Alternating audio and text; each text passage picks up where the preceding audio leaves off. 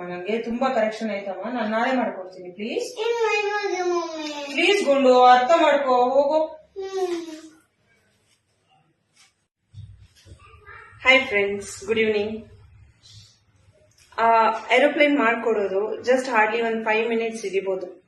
ಆ 5 ಮಿನಿಟ್ಸ್ ನಾವು ಸ್ಪೆಂಡ್ ಮಾಡಿದ್ರೆ ಅವರು ಎಷ್ಟು ಖುಷಿಯಾಗಿರ್ತಾರೆ ನೀವೇ ನೋಡ್ಕೊಂಡು ಬನ್ನಿ, ಓಕೆನಾ?